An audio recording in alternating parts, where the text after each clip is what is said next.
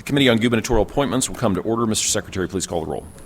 Senators O'Laughlin, Senator Luetkemeyer, Here. Senator Bean, Senator Beck, Senator Brattin, Senator Brown, Senator Berger, Senator Moon, Senator Mosley, Senator Roberts, Senator Williams. We do have a quorum. First up is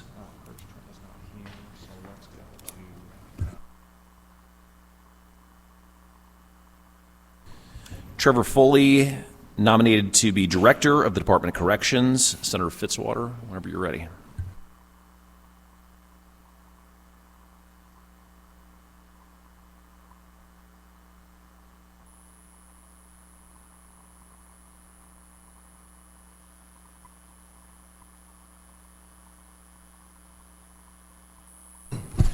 Thank you, Mr. Chair, members of the committee, Senator Fitzwater, Travis Fitzwater, 10th District.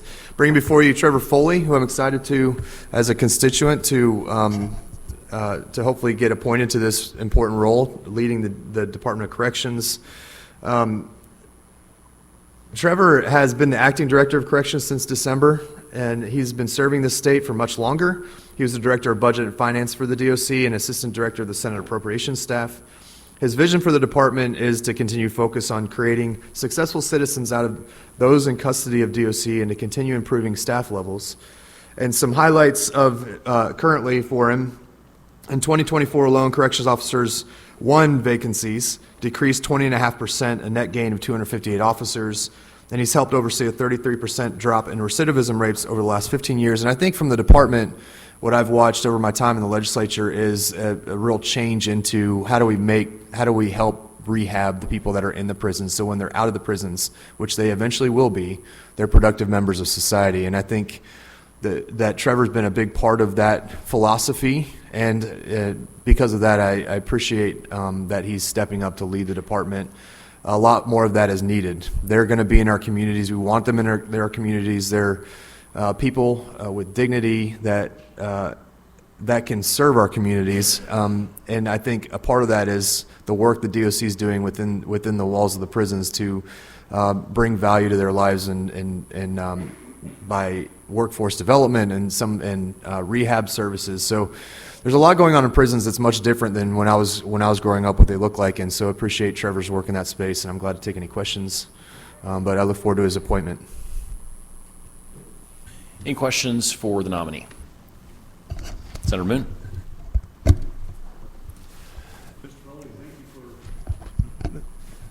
Thank you for taking time to come by. It's been a couple of weeks now, I think. In our conversation, I was reminded of a number of programs that have been implemented for inmates as they're going through their time serving their sentences, and able to help them to actually develop life skills and a lot of different things. With all the programs they have, whether it's puppies for parole or the construction, all that kind of thing, do you see some that aren't working? Do you have visions for even implementing or introducing new ideas that they could have some hands-on experience with? In terms of a lot of our programming, we're always looking to update the subject matter. For instance, like career and technical education training. We will always be looking for different certifications or specific disciplines that could be pursued, different industries and trade skills that could be developed based hopefully on what's marketable for individuals post-release, where they'd have the best opportunity to get jobs that can also be effectively trained within a correctional setting. We've had a huge success in recent years with the truck driving and heavy equipment operations, where we're able to do with simulators, electronic simulators, so the individual then gets released and only has to do the hands-on CDL portion of their training. But we'll constantly be looking for new industries like that to continue to pursue that stay marketable based on the job market. And then obviously substance use disorder treatment needs to always be reflective and adaptive to the changing needs of substance use.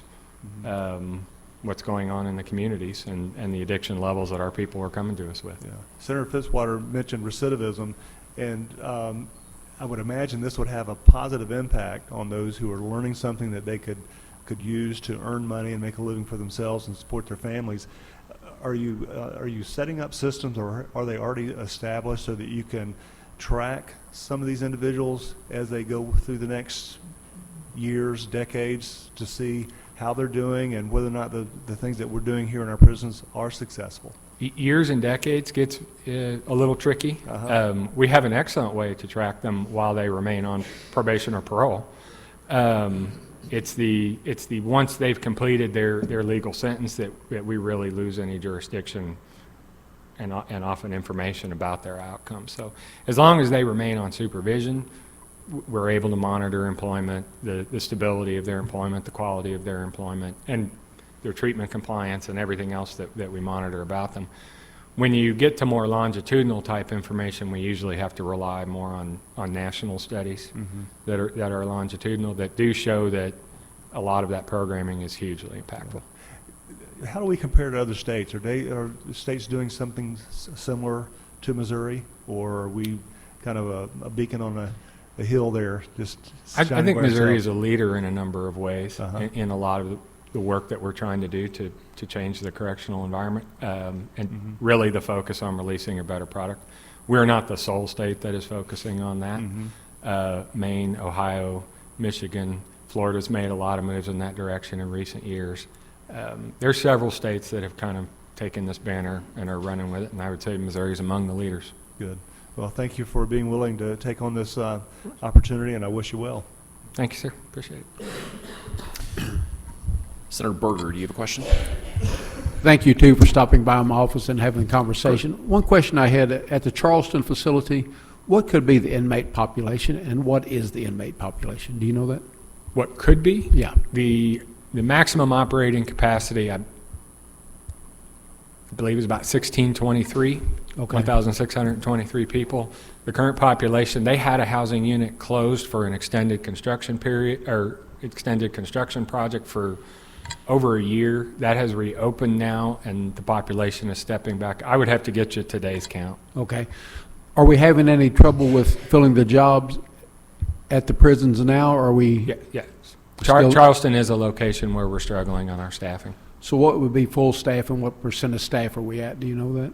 I don't know that off the top of my head. Okay, thank you. Charleston is a maximum security facility, and with the exception of one of our 8 maximum security sites, only one is well-staffed, I would say. The other 7 are pretty much all struggling. One of the reasons the governor recommended the stipend for maximum security facilities, to try to target those specific high-vacancy institutions. Any further questions for the nominee? Seeing none. Director, thank you for your willingness to serve. Next up is Tracy Henke, appointee to the Missouri Workforce Development Board. Senator Gregory, whenever you're ready. He wants us to stand for a photo first.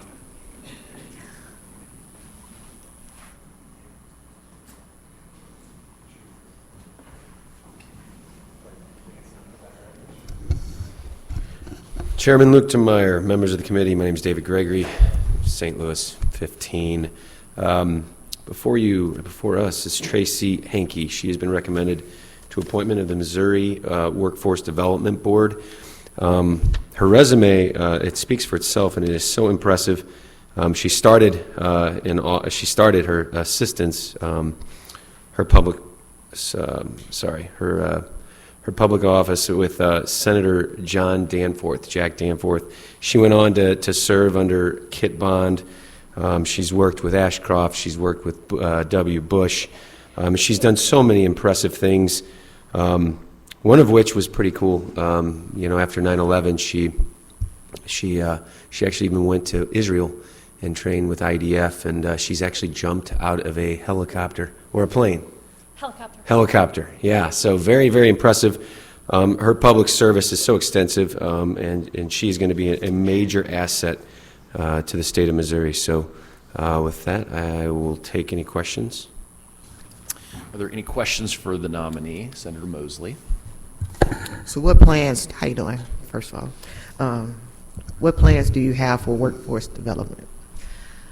Senator, one is to work with the committee and work with the board itself on all the things that they have underway. But from a personal perspective, I am the Chief Operating Officer and Deputy Executive Director for the Advanced Manufacturing Innovation Center in St. Louis.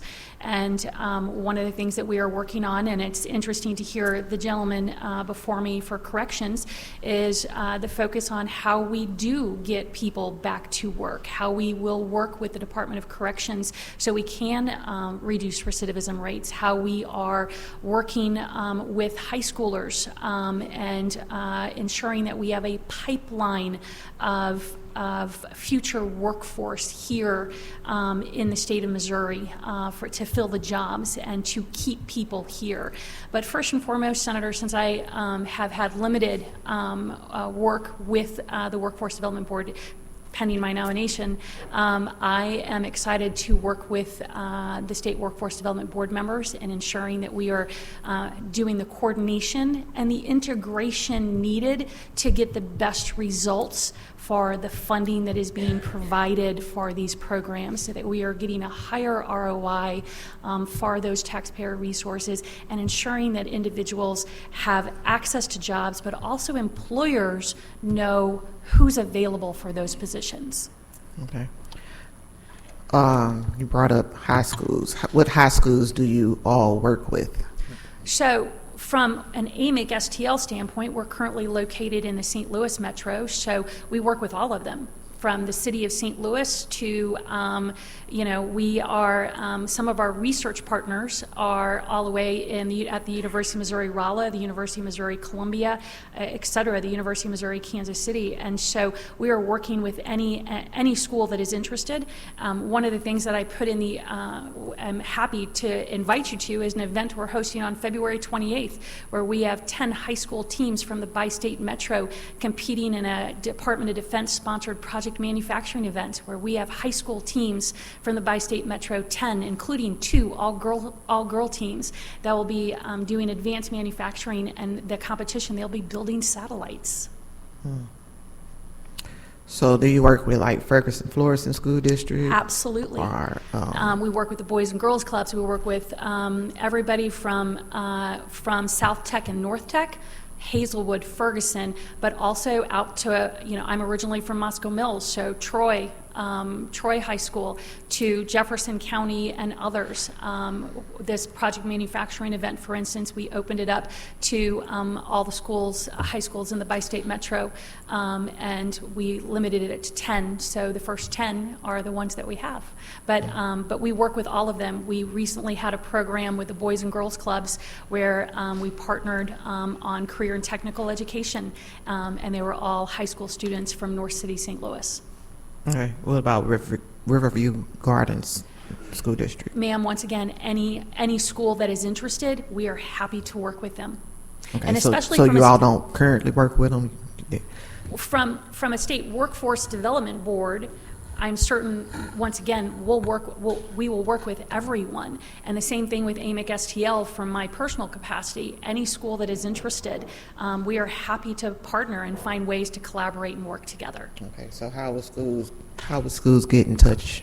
How would they know about you all? From an Advanced Manufacturing Innovation Center, they can go on our website and literally they can just click the button and email us. And we check it on a regular basis, or they're welcome to contact me. I'm pretty easy to find. Okay. Can you make sure that I get your contact information? Absolutely, ma'am. I'm happy to give you that information. Okay. Thank you. Absolutely.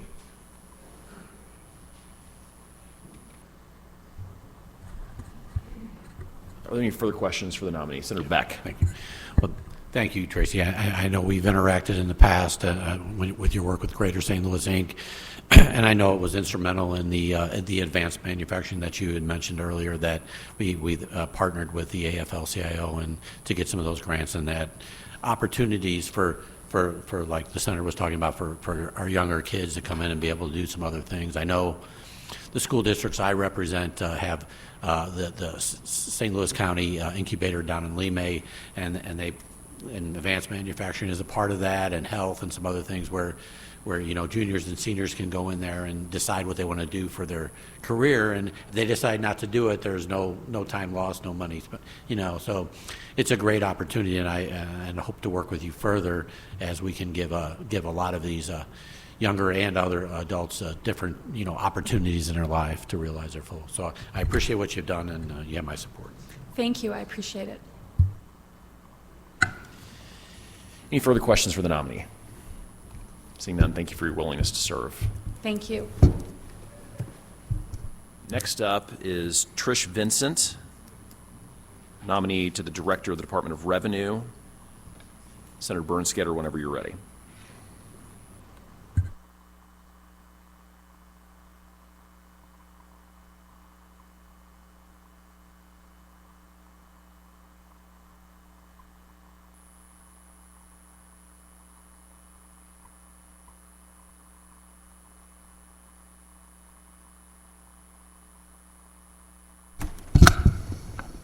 Thank you, Mr. Chairman, members of the committee. Like the chairman said, my name is Mike Bernskoetter, presenting Trish Vincent to you for your all's approval. She's devoted most of her life to the state of Missouri and the people of the state of Missouri. She's worked in several state departments. She's worked in the Secretary of State Department. She worked in the state auditor's office, and she's also worked as the Director of Revenue under Governor Matt Blunt. But she was also as Chief of Staff, but she served approximately a little over 2 years as Director of Revenue. She worked for Secretary of State Jay Ashcroft as his Executive Deputy Secretary of State and Chief of Staff from 2017 to 2024. She worked for the late State Auditor Tom Schweik as his Administrative Director and Chief of Staff. She worked for Governor Matt Blunt as his Chief of Staff, and that's when she served as his Director of Revenue as well.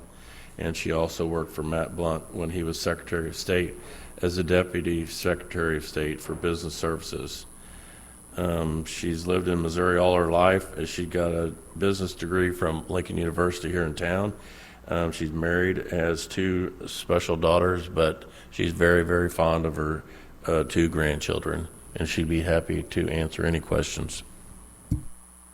Any questions for Ms. Vincent? Senator Beck. Thank you. Real quick, I'm going to kind of put you on the spot, and this is a personal question for me. So the post office has had issues recently, and when I mailed my check for my personal property, and I'm one among many, and I think we kind of talked about this in my office. One among many in St. Louis County, those paid your taxes in December, and they still haven't registered yet because they haven't even been sent to the county. Now, just recently, my personal property tax came in. I don't have the ability to go online and pay these things unless I pay a fee, and I'm not big on paying fees.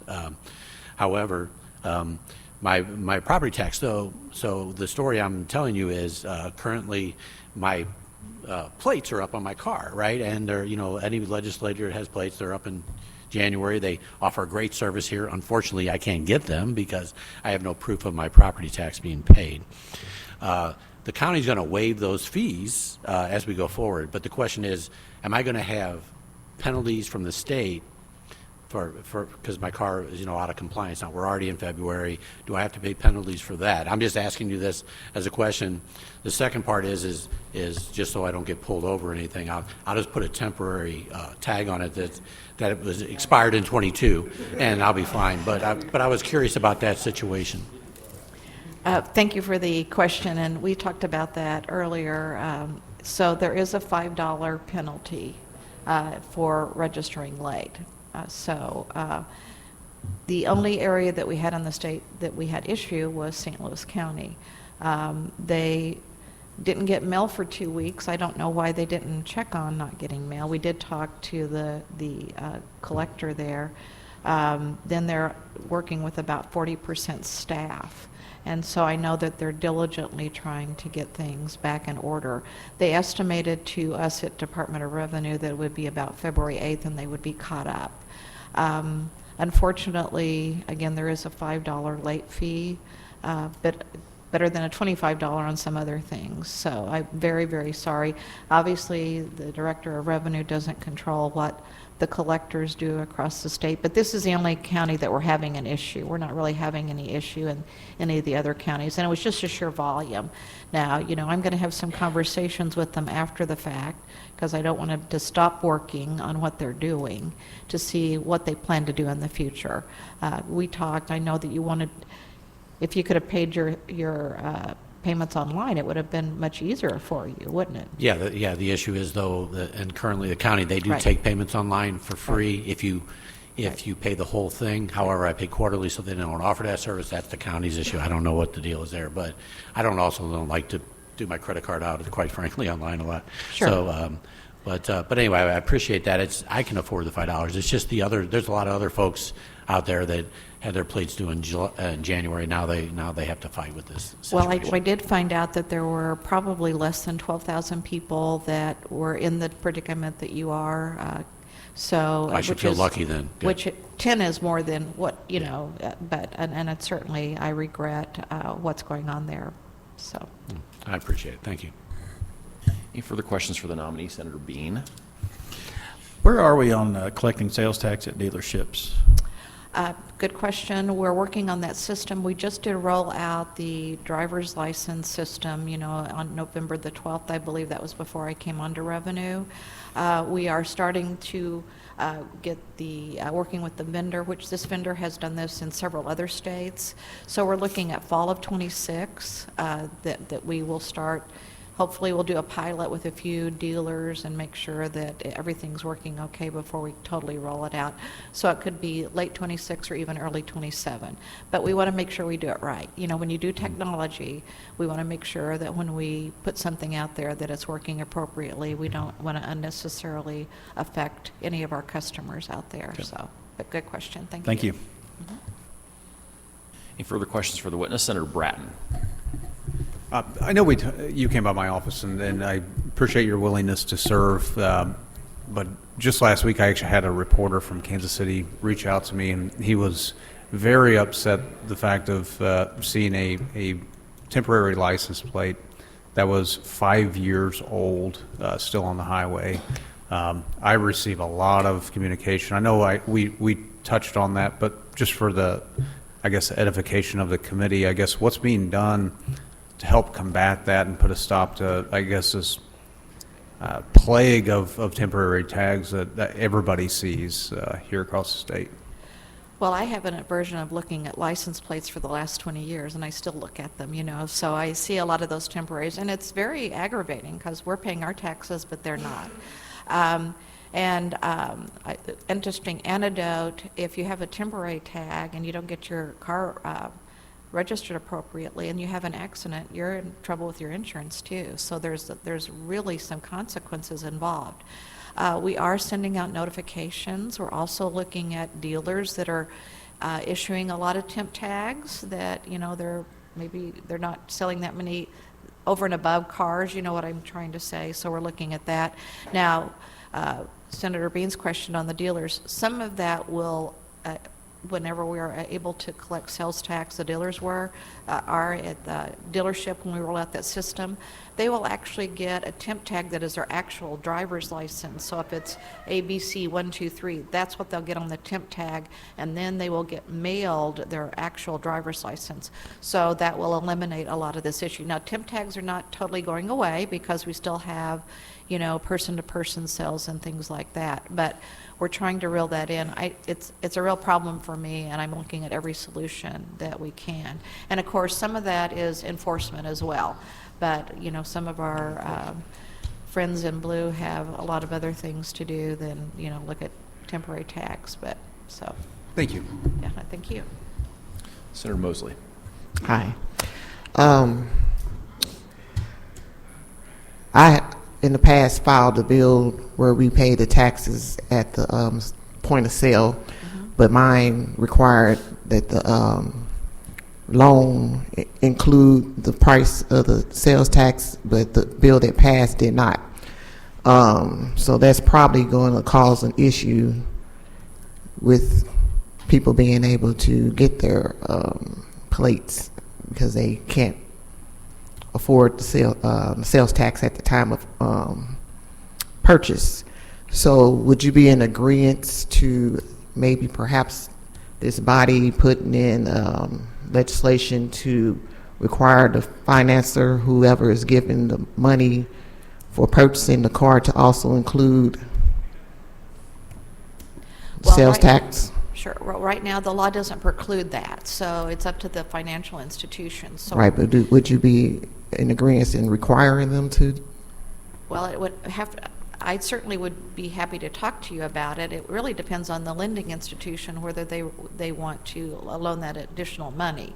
But right now, they can do that. Once we roll this out, if they want to include that sales tax in their loan, they will be able to do that. So at the dealer, if they can finance it that way. So it depends on the individual and the financial institution. Certainly, I think that that is valuable to maybe have edified in a rule or something, if you would like. But it really is up to the financial institutions whether they want to roll that into the price of the car. And they will be able to do that, even as the law is written right now. Mm-hmm. That's all I have.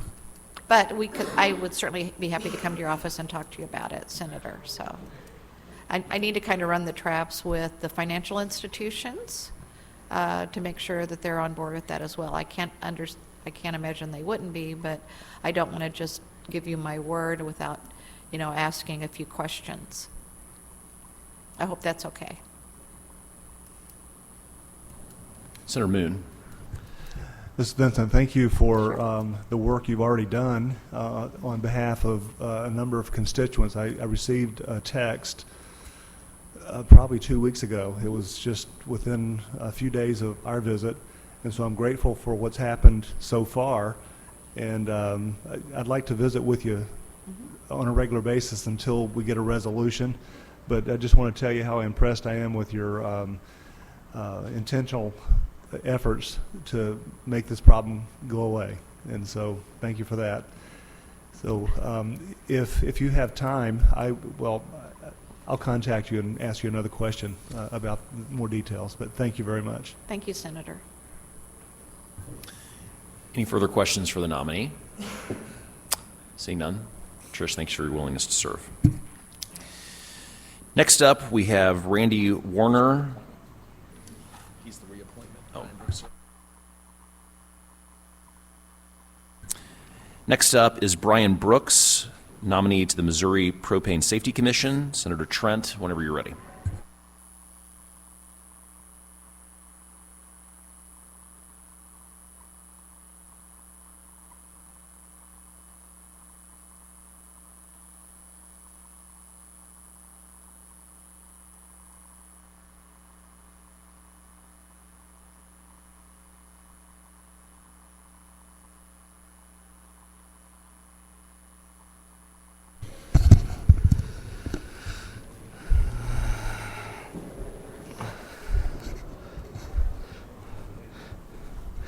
Thank you, Mr. Chairman, members of the committee. Very delighted to present Brian Brooks to committee today. He is Marshfield, Missouri resident and president of the Brooks Gas Company, where he oversees financials, record keeping, office functions, and all parts of the business. He is a member of many professional and civic organizations, most notably the National Propane Gas Association. He's the Missouri State Director of that organization, and so I think he's a very strong candidate for this position, very knowledgeable in the industry, and again, very delighted to present him to the committee here this morning. Thank you. Any questions for the nominee? Senator Bean. Good morning. How are you? I'm well, thank you. So have you been serving on the commission, or? I have since late winter for a few months. What is the mission of the commission? Primarily to promote and to facilitate the propane industry and its safety programs. Okay. How many employees does the commission have? That I'm not 100% sure of. Okay. Is the director here today? Director Derek? Okay. I'd like to have maybe a conversation after, if that's okay. Thank you. You're welcome. Any further questions for the nominee? Seeing none, thank you for your willingness to serve. Thank you. I would now make a motion that we go into executive session. Do I have a second? It's been moved and seconded. All those in favor signify by saying aye. Aye. Those the contrary, no. The ayes have it. We are in executive session.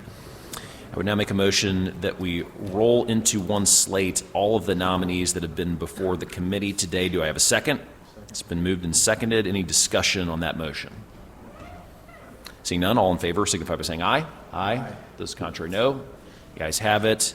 You have rolled all the nominees into a slate. I would now make a motion to vote do pass the slate out of committee. Do I have a second? It's been moved and seconded. Any discussion? Mr. Secretary, please call the roll. Senators O'Laughlin, Senator Lutemeyer. Aye. Senator Bean. Senator Beck. Senator Brattin. Senator Brown. Senator Berger. Senator Moon. Senator Mosley. Senator Roberts. Senator Williams. Senator Roberts left his vote with the chair. Senator Roberts votes aye. By your vote of 8-0, you have voted do pass the slate of gubernatorial nominees. I would now make a motion that we exit executive session and adjourn. Do you have a second? It's been moved and seconded. All those in favor signify by saying aye. Aye. Those contrary, no. We are adjourned.